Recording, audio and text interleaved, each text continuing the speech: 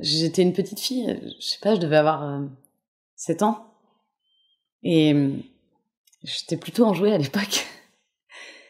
Et un jour, je mettais la table, joliment, hein, comme le font les enfants. Et ma mère a tiré violemment sur la nappe sans que je comprenne pourquoi. Et tout a valsé par terre. J'étais terrifiée. D'autres fois, c'est des objets qui volaient et blessaient ma sœur. Et d'autres fois, c'était des cris. Souvent suivis de coups. Et je me souviens qu'avec ma sœur, on tournait autour de la table pour y échapper. Mais ça finissait souvent par une raclée bien méritée, comme elle disait. Et moi, je me sentais honteuse. Et je voulais pas pleurer.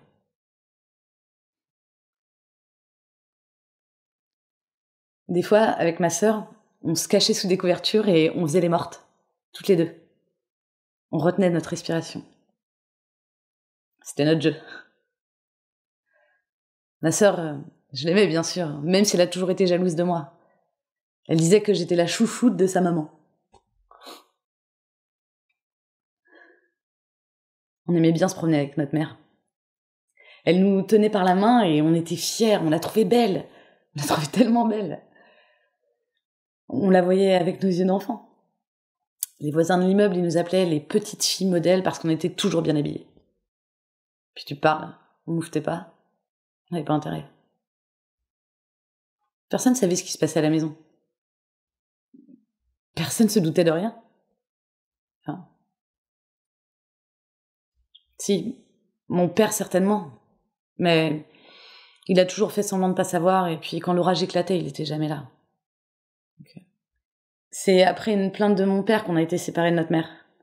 Du coup, un samedi sur 2, pendant 2 heures, il nous amenait à l'espace de rencontre pour qu'on voie notre mère.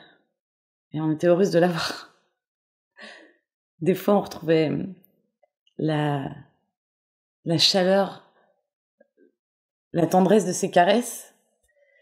Et puis d'autres fois, elle avait son regard dur, là, qu'on connaissait si bien. Et avec ma sœur, on se disait que si elle était comme ça, c'est parce qu'elle était triste. Et qu'on devait lui manquer. On en a toujours voulu au juge de nous avoir séparés. De nous avoir privés de notre famille. Et puis à mon père aussi. De l'avoir dénoncé.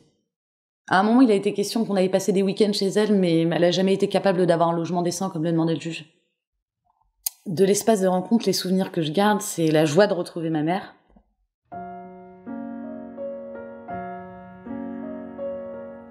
Il m'a fallu du temps pour grandir, pour accepter, pour trouver un nouveau chemin possible.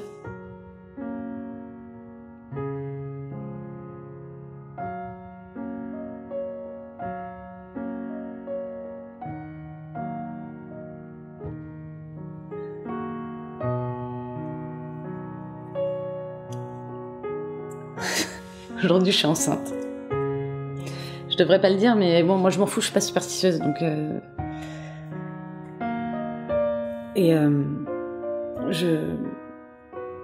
Je veux pas qu'elle le sache. Je veux pas qu'elle voie mon enfant, je suis pas prête.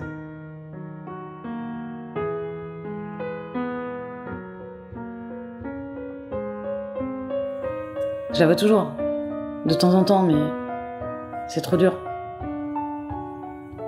C'est pas, ça me rend juste triste et des fois je me dis qu'on ferait mieux de couper les liens une bonne fois pour toutes. Puis surtout, j'aimerais bien qu'on arrête de me faire chier avec les « faudrait que t'appelles ta mère ».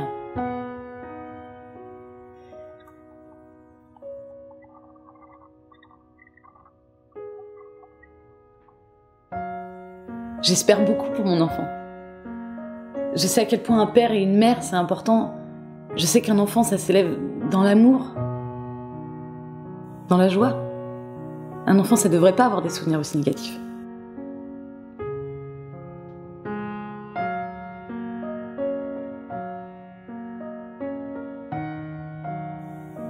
Faut le préserver.